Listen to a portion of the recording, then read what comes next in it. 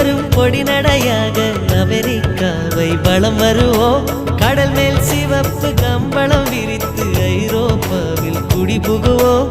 நம் காதலை கவி பாடவே செல்லியின் வைரனின் கல்லறை தோக்கத்தை கலைத்திடுவோம்.